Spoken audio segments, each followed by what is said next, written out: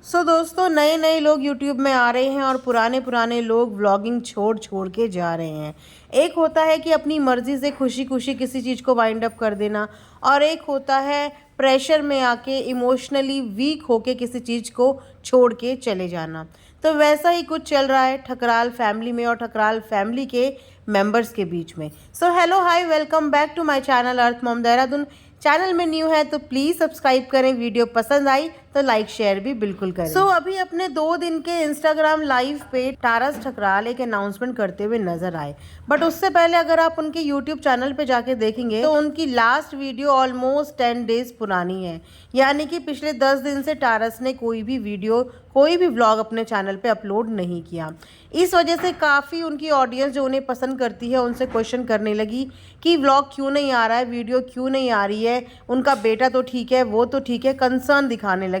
Then अपने Instagram live पे Taurus ने एक अनाउंसमेंट किया। तो टारस ने बताया कि वो इस समय बहुत ज़्यादा इमोशनली चीज़ों से डील कर रहे हैं, बहुत ज़्यादा परेशानियों से डील कर रहे हैं और बहुत ज़्यादा पर्सनल उनकी कुछ प्रॉब्लम्स चल रही है जिनको वो सॉल्व करने की अपनी एंड पे कोशिश कर रहे हैं, जिसकी वजह से उन्हें अभी व्लॉगिंग से ब्रेक चाहिए। क्योंकि एक तरीके से उन्होंने बोला कि मैं मेंटली बहुत ज़्यादा टायर्ड हो चुका हूँ चीज़ें कर करके, और मेरे पास कंटेंट भी नहीं है। वैसे तो देखा जाए, देखो जैसी करनी वैसी भरनी, अपनी वाइफ को इस तरीके से इंसल्ट करके, इस तरीके से मारपीट करके, और जब इनकी वाइफ ने सबूत लाए तो सारी दुनिया को सच पता चल गया कि इन दोनों के केस में किसकी ज़्यादा गलती थी और कौन ज़्यादा गलत था।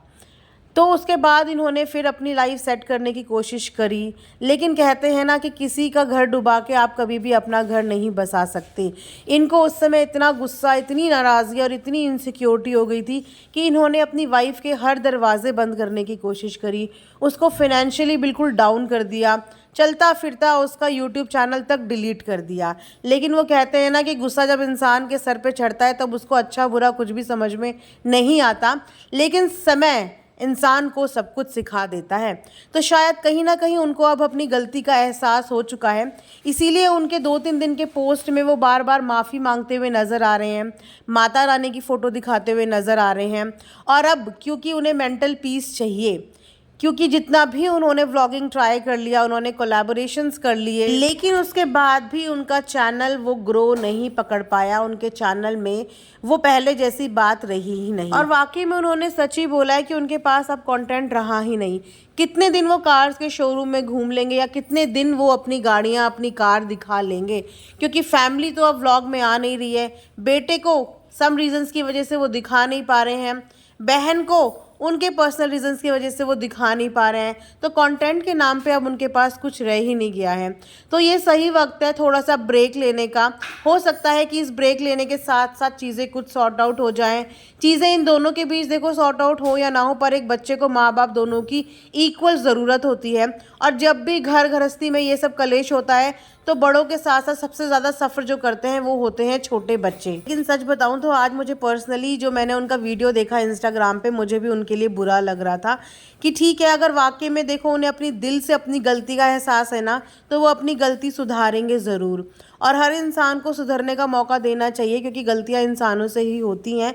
बट अगेन मैं यही बोलूँगी कि नीयत साफ़ होनी चाहिए और सच्चे दिल से एहसास ज़रूर होना चाहिए। और उसी के साथ साथ कल एक और व्लॉग आता है, वो आता है टोमल ठकराल के एक्स हस्बैंड का, और वो भी ये हिंट देते हुए नज़र आ रहे हैं कि उनके खिलाफ़ कुछ कंप्लेन हो गई है और ऐसा उनके साथ हो गया है। तो देखो भाई, कंप्लेन होनी तो जाहिर सी बात है। आप किसी को सोशल मीडिया पे किसी का पास्ट उखाड़ के ले आओगे, जिस बंदी से आपका रिश्ता ऑलरेडी टूट चुका है, ऑफिशियली टूट चुका है, उसके बाद आपने उसकी लाइफ सोशल प्लेटफॉर्म पे लाके रख दी।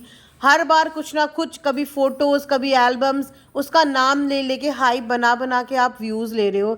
जब आपके किसी से रास्ते अलग हो जाते हैं ना, तो आपको उन चीज़ों का जिक्र अपने प्रोफेशन प्लेटफॉर्म पे नहीं करना चाहिए। यूट्यूब हर क्रिएटर के लिए एक प्रोफेशनल प्लेटफॉर्म है, ये कोई पर्सनल प्लेटफॉर्म नहीं है कि आप अपने पर्सनल इश्यूज़ यहाँ पे लाके दुनिया के सामने जगहसाई करो। आई डोंट सपोर्ट टोमल, वो एक अच्छी माँ नहीं है, क्योंकि उसने अपनी बच्ची को छोड़ने तक का कलेजा रख लिया, तो हम उसको अच्छी माँ तो नहीं कहेंगे। लेकिन अगेन हमें इनसाइड स्टोरी, हमें सर्कमस्टांसेस नहीं पता, क्योंकि हमने अभी वन साइडेड स्टोरी सुनी है। टोमल ने अपने साइड की पूरी कहानी अभी तक बताई नहीं है। लेकिन इस पूरी कहानी में हमें बस एक चीज़ गलत लगी कि एक माँ को अपनी बच्ची को किसी भी हाल में छोड़ना नहीं चाहिए था। और बात करें इनके एक्स हस्बैंड की, तो उनको अपनी वाइफ का प्रेजेंट खराब करने का कोई भी हक नहीं है।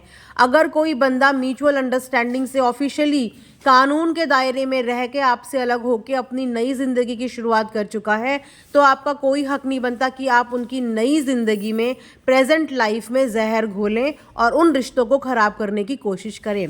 क्योंकि इस समय टारस और टारस की बहन दोनों ही बहुत ज़्यादा इमोशनली ट्रबल में नज़र आ रहे हैं, क्योंकि आए दिन उनके कमेंट सेक्शन पे लोग उनको इतना अब्यूज़ करते हैं, इतना गाली गलौज करते हैं, इतना कर्ज उन्हें देते हैं कि एक इंसान की एक लिमिट होती है, सहन शक्ति होती है कि वो कब तक ये सब चीज़ें सहेगा और कब तक अपनी एक गलती के लिए वो ज़िंदगी भर सुनता रहेगा।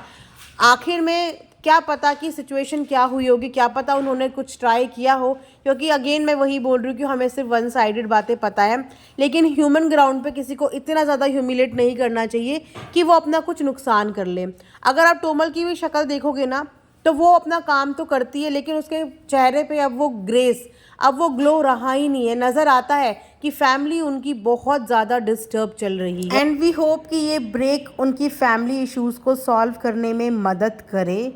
घर के दोनों बच्चे यानी टोमल की भी बेटी और बच्चे यानी कि स्नेहा का भी बेटा, इन दोनों की बच्चों की ज़िंदगी में कोई परेशानियां ना आए। क्योंकि अपने व्लॉग में आज टोमल के एक्स हस्बैंड ने बताया कि उनके ऊपर भी कुछ कंप्लेंट्स, कुछ रिपोर्ट हो गई है। तो देखो ये भी चीज़ गलत है, क्योंकि जिस घर में आपकी बच्ची है, उस बच्ची का अपने बाप के अलावा वहाँ पे कोई नहीं है। माँ ऑलरेडी बच्ची को छोड़ चुकी है, और अगर पापा को भी इस कॉम्प्लिकेशन में जाना पड़ेगा तो आप खुद सोचिए कि फाइनेंशियल तौर पे भी वो हैम्पर होंगे, क्योंकि उनकी व्लॉगिंग डिस्टर्ब होगी और उनका जागरण का काम डिस्टर्ब होगा, घर की आमदनी डिस्टर्ब होगी, और कहीं ना कहीं इसका इम्पैक्ट अगेन आपकी बच्ची पे ही पड़ेगा।